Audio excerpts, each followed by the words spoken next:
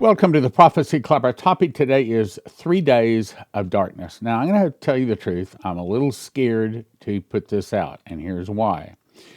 Because I must be careful to bring you only the truth. Why? Because I want you to believe me. Because there's some things coming that are very important that you believe me on. Yes, I do believe this from the Lord, and I'll give you several reasons why I think that. But I'm scared because I hesitate in sharing too many of these NDE, these near-death experiences. I share it because I've had the privilege of hearing 38 people in person give their testimonies of how they died, went to the other side, and was sent back. And I might add, only Christians, or those the ones that called out to Jesus, are the only ones that made it back. I'm about to tell you about two of them that did. Now, I got lots to share, so I got to move fast today. Okay. So, why I believe this? How many people even know that 3 days of darkness is even coming? Only those that have read Revelation 16:10. Then, how many understand that this event takes place 3 days before Jesus returns? Possibly the angel with the everlasting gospel. Revelation 14:6, having the everlasting gospel to preach to every kindred, people, nation, and tongue. Saying with a loud voice, worship him that made heaven and the earth and the seas and the fountains of waters. Now, what I'm about to read is in this book that I highly recommend you to get called Miss the Mark. And if you read this book, it's a quick read, it's an easy read, it's designed to give to people that are not even Christians. But if they'll read 3 or 4 pages, they'll probably finish the book. If they finish the book, they will never take the mark of the beast. Let me get on to what I got to say here. And yes, the one on the left, what the mark of the beast looks like. The one on the right is the number of the beast. Okay, now the information. The dream started with a very, very loud noise. It sounded like a car horn from the 70s. It was extremely loud, very ear-piercing, and it lasted for a long time. My point is, I want you to hear noise. I want you to hear sound. How it sounds may be different than each other's ears, okay? But the first thing he's heard was, first thing it started, it was a noise. Remember that. Then it gives you the scriptures below, which I don't have time to read. You can read them if you want to. What I'm talking about is probably here, okay? The everlasting gospel, which probably takes place in the last, I've been saying this for a lot of years, 2 or 3 days before Pentecost, which is the day that we go to the marriage supper of the Lamb. That's in the overview of the last 6 months. Now, in the overview of the last 7 years, I'm talking about here. In other words, this everlasting gospel, this one, if I can do this right here, this one is actually this one also, just in a different time way. And then about 4 months later, about 3 days later, it's the marriage supper of the Lamb. About 4 months later is the return of Jesus. Now, with that in mind, let me go back and there's 2 3 days of darkness. So what we may be talking about, let me explain this correctly. So this 3 days of darkness I'm talking about, the question is it talking about this one here, or is it talking about this one here? This one is 3 days before Armageddon. One is 3 days before the marriage supper of the Lamb.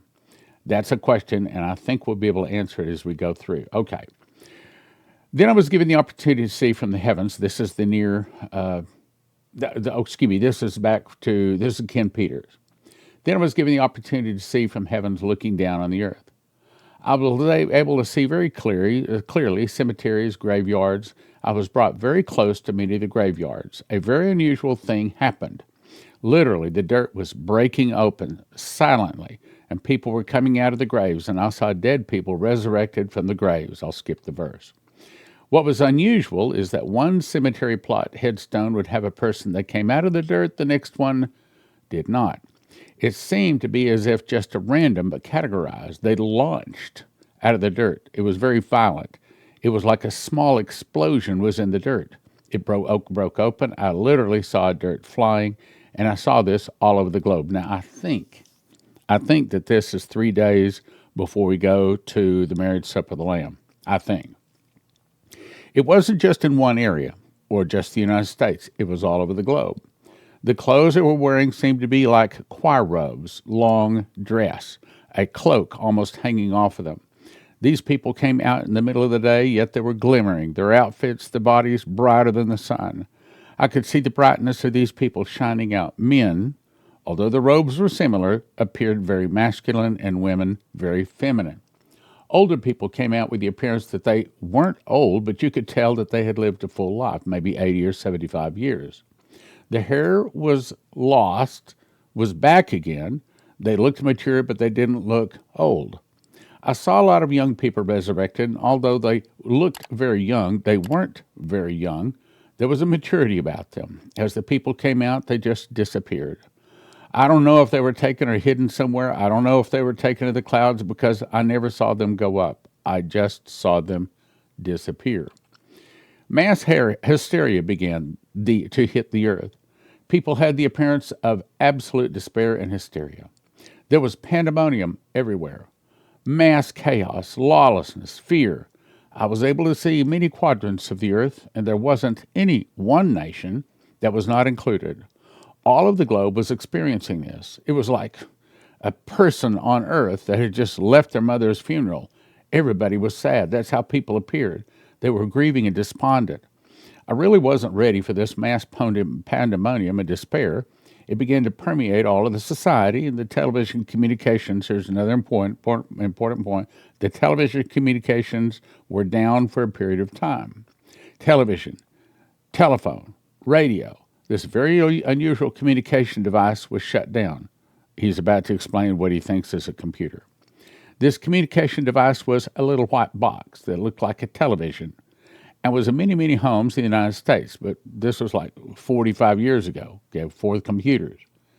It was in many, many homes in the United States. When I saw these, they were literally every single home in the U.S. They had words written across them, and occasionally I would look as though the television was playing through them. All those media devices were shut down for about a 2-week period. I now know what I was seeing were personal computers in people's homes. This electronics shutdown lasted for about 2 weeks. Can you imagine all of your communications, telephone, computers, television, radio, all being shut down for a 2-week period? Imagine the hysteria. Can you imagine the inability for a supermarket to contact its suppliers to get more supplies or gasoline?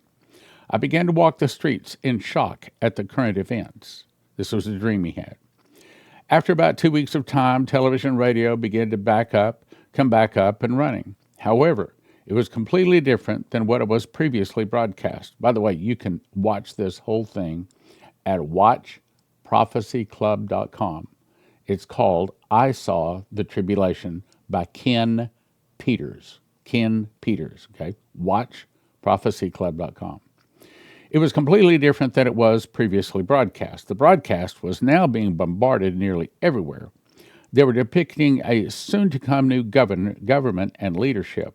The man would be emerging to lead us, meaning the Antichrist. Okay, so this is definitely not the last day. This is probably when we were getting ready to go to the marriage supper of the Lamb. Not necessarily in the middle of the tribulation. I think it's about 4 months before Armageddon. Now, here is the one I'm bringing to you today. You can read all of the details above. The next thing I knew, I was looking down at myself from the ceiling. I'm skipping a whole lot, okay? My mom was shaking, screaming, and crying so hard she could barely talk while on the phone with my grandma. I wanted to tell her I was okay, but I couldn't. I was there, yet somehow I wasn't. I watched her try CPR like they show on TV, but it wasn't working. I felt so sorry for her. She looked so terrified and alone. Then, everything around me began to fade, like someone was dimming the lights on a stage. Surprisingly, I wasn't scared. An incredible peace washed over me like being wrapped in a warm blanket after a bath when I was little. When the fading stopped, I stood in a place unlike anywhere I'd ever seen. Ground was soft like grass, but it glowed with a gentle white light.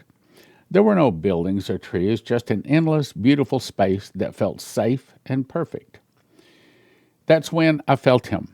Before I saw him, the air itself changed, like when you sense someone in a room with your eyes closed, but this was far greater. It was love, not the kind I'd known, but a love so powerful it made me want to cry, laugh, and collapse all at once. Then he spoke. I can't fully describe his voice. It wasn't loud, but it filled everything, resonating in my bones, my heart, the parts of me that I didn't know existed. Chloe, he said. I turned, and there was Jesus. Not like the images in church or my grandmother's pictures. He was young, maybe in his 20s, dark hair, eyes sparkling with life. His skin glowed as if a light radiated from within him. When he smiled, I felt like I was the only person who had ever mattered to him. Am I dead? I whispered. He stepped closer, his eyes like deep water with stars in them. You're here with me now, he said, and there are things I need you to see. He reached out his hand, and when I took it, warmth surged through my body. Like every joyful moment I'd ever experienced, Christmas morning, my mom's hugs, summer vacation, earning an A on a hard test, all at once. Suddenly, we were somewhere else, standing on a hill overlooking the world. Like a living map, I saw glowing cities, oceans, mountains. Jesus' voice grew serious. The time is coming. Now, let me say something about this. So, why is God doing all of this? It seems like he's not speaking to his prophets as much in one way, but now he's speaking to people, common everyday people like this, in a new way with very, very important last days instructions. That's my observation. Okay, go back to it. Glowing cities, oceans, mountains, Jesus' voice grew serious. The time is coming when I will allow darkness to cover the earth for 3 days. How many people even know about that? You think some young teenager like this girl knew? No. Okay. But first, I will give my children 3 signs to help them prepare. As he spoke, the world below began to move like a movie. The first sign will be sound. Okay. Now through 2 or 3 witnesses, let a thing be established. What did Ken Peters say? Who's Ken Peters? We made this DVD for us back in 2000. He's gone to be with the Lord now, but out of the 160 speakers, the 330 DVDs we've made, he's among the top 5. Very well respected, very accepted. Here's another lady saying the same thing, and just a teenager. She's 16 years old. She didn't know about 3 Days of Darkness. She didn't know about a sound. She didn't have a full prophecy club. Probably never heard of us. Yet, she's saying something that our ears should be perking up and listening to. The first sign will be a sound. He said, instantly I heard it. The most beautiful yet powerful sound. Remember, Ken was saying it sounded like a 1970s car horn. Well, okay. But he's very, very different. I mean, one has gone to be with the Lord now, Ken, and this is a teenager. Maybe sounds same sound, sounds different, okay? The first sign will be a sound. Instantly I heard it. The most beautiful yet powerful sound, like music, but deeper, as if the earth itself were singing. It came from everywhere, the sky, the ground, the air. This sound will be heard by every person on earth. See, that's what I've been thinking. That's what I've been saying. The angel flies through the midst of heaven, having the everlasting gospel preached to all the people, nation, kindreds, and tongues. I've been saying, I think every ear on earth will hear this. It came from everywhere, the sky, the ground, the air. This sound will be heard by every person on earth. It will last exactly 7 minutes. When my people hear it, something will awaken in their hearts, urging them to prepare, not just their homes, but their souls. Meaning, it's a sign Jesus is getting close to coming. Now, I don't think this is Armageddon. I think this is Jesus getting close to coming if you want to go to the marriage supper of the Lamb, about 4 months before Armageddon. I saw people worldwide pause. Some fell to their knees, others gazed at the sky in wonder. But some were frightened, covering their ears, fleeing from the sound instead of embracing it. What are they supposed to prepare for? I asked. Jesus looked at me tenderly and said, they need to forgive. Chloe, the sound will make old hurts unbearable, and broken relationships will ache like flesh wounds. This is my spirit calling them to make peace before the darkness comes. Okay? My opinion is not about the darkness. I think this is the last chance. If you want to go to the marriage supper of the Lamb, you better get right. Okay, now let me read that again. They need to forgive. That's God, okay? The sound will make old hurts unbearable, and broken relationships will ache like flesh wounds. This is my spirit calling them to make peace before the darkness comes. Or I'm going to say, before I return, if you want to go to the marriage supper of the Lamb. Okay, are you ready? Those that have their lamps trimmed, that have oil on their lamps. You got it? See how it fits? I saw families having long-awaited conversations, people making calls, writing letters, visiting doors they'd vowed never to cross again. Yet others ignored the call, clinging to anger and bitterness despite their breaking hearts. Now, what did Ken Peters say? He said it looked like everybody walked out of their own mother's funeral. See, so some were getting right with the Lord, getting right with their family and friends, but to him looking, it all looked like they just walked out of their mom's funeral. See, once again, the stories are lining up and confirming each other. The second sign will be the lights. Lights. I recall another one talking about this. I don't remember who it was. Jesus continued. The scene shifted to a night with deep purples, bright golds, and silvery whites dancing like curtains in the wind. These lights will appear for 3 nights, visible from every part of the earth. When my people see them, they will know the time is near and will gather in their homes to pray and prepare. Again, I think it's last chance. The bus is leaving. Do you want to go to the marriage supper of the Lamb? Again, I do not think this is Armageddon. I think this is, well, some people call it the rapture. But we go to the marriage supper of the Lamb about 4 months before Armageddon. I watched people step outside, children pointing in awe. Some of the adults were afraid, but those who had heeded the sound were busy, filling water containers, gathering candles, calling loved ones home, getting prepared. The third sign will be silence. Everything went utterly quiet. A supernatural silence where even the air seemed still. For 1 full hour, he said, every machine made by man's hands will stop. Cars won't start. Phones will go dead. Electricity will pause. Only the sounds I created, wind, water, birds, will remain. That's what Ken Peters said too. Remember? I saw cities fall silent. People emerged from buildings confused and scared. Traffic lights went dark. Phone screens blackened. But in that silence, something beautiful happened. People began talking. I mean, really talking. Neighbors who hadn't spoken in years now connected. Families gathered without distractions. When the silence ends, Jesus said, my people will have exactly 24 hours before the 3 days of darkness begins. My voice trembled as I asked, why darkness? Jesus knelt to my level because the world has forgotten how to be still with me. They fill every moment with noise, lights, distractions, worshiping devices more than me. That sounds like today, doesn't it? For 3 days, I will remove everything. In other words, I'm going to remove the distractions so they can finally hear me talk to them. I'll remove everything that pulls their attention from what truly matters. He showed me the darkness so complete that only candles and fires gave light. No electricity. That's what Kim Peters said. Internet, TV, phones, families finally sat together talking and praying and rediscovering humanity. Those who had prepared their hearts weren't afraid. They grew closer to Jesus and each other, realizing that they didn't need what they once thought to be essential. They don't need the world. They need Jesus.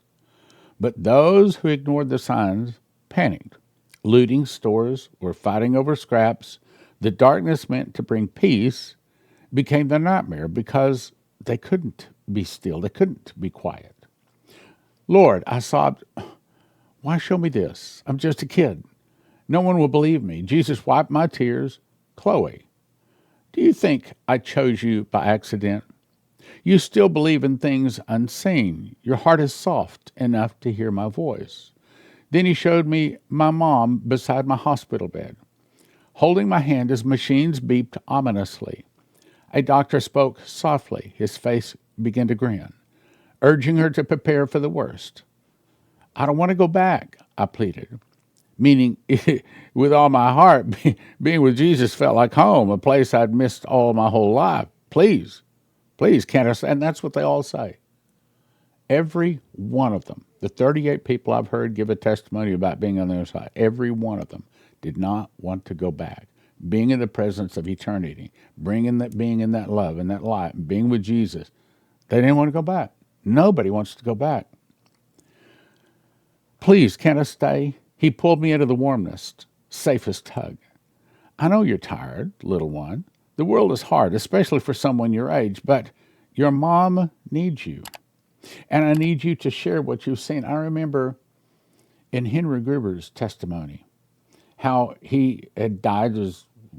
He teases and said, my wife killed me. She was driving and she fell asleep and the van turned upside down and it crushed his head down into his shoulders. And he tells the story about how he went past the planets, past the stars in a moment. And when he discovered what was happening, he said, I was afraid to look back. There was a voice speaking to me. And he said, I just turned my hand like this. And I said, no, I've got to go back. My family has 8 children. My family needs me. And so God took him back, but he refused to go. That's what they all say. They don't want to come back. Now, let's go on. What if they don't believe me? What if they think I'm lying? He held me tighter. Some will believe, some won't. That's not for you to worry about. Your job is to plant the seed. I'll make it grow. Okay, now, that's a big thing for us prophecy students, us watchmen, trying to tell people because we get into this, I don't want to talk to them about Jesus. They aren't going to hear me. They won't listen. Not your problem. I think we all need to read that again. And we need to let that sink into our heart, especially now these days. Some will believe, some won't. That's not for you to worry about. Your job is to plant the seed. I'll make it grow.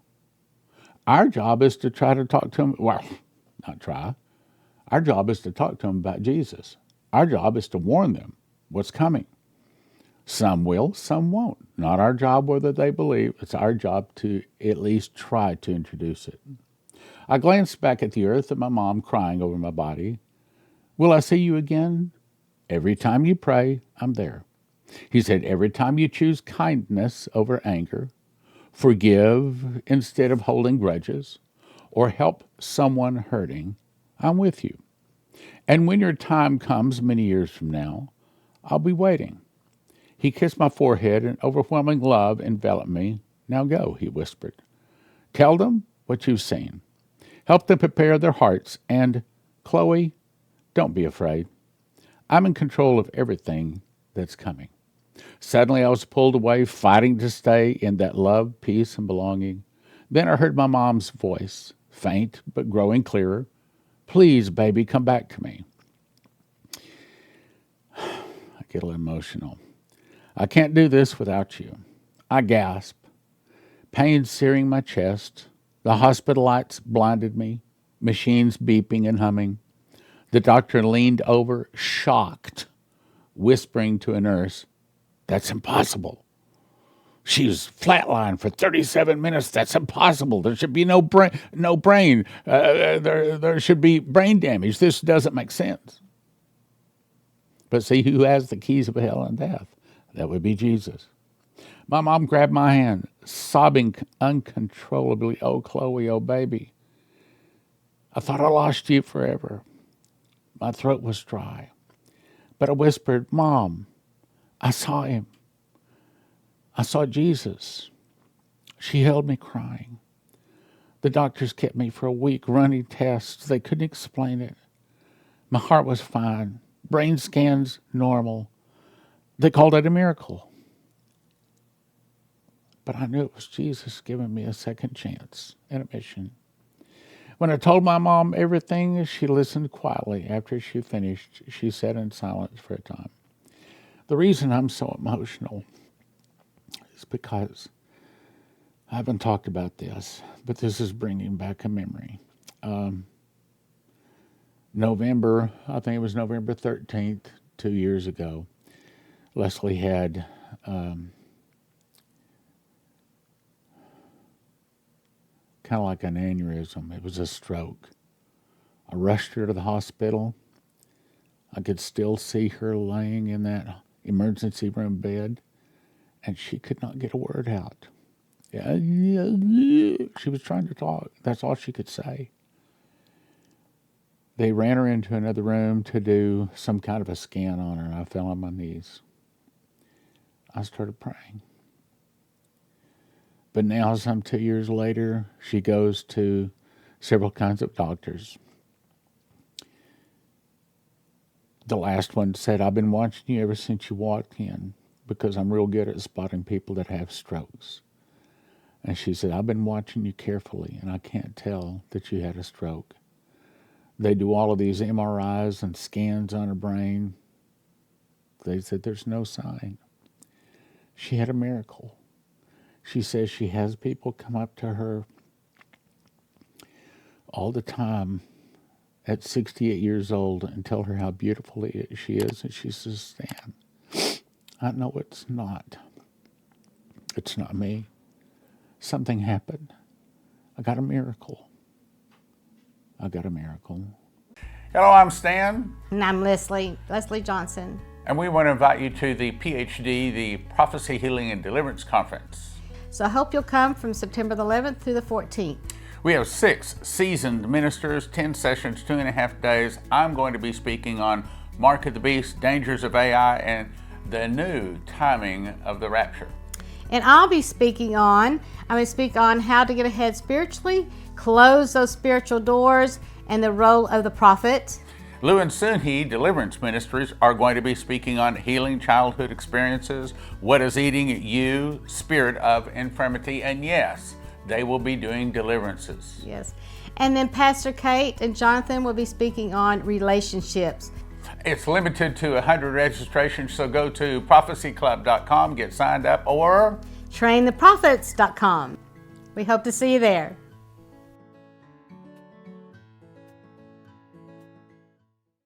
If you don't want to lose your life's savings, if you have an IRA or a 401k, the thing to do is call 800-200-GOLD.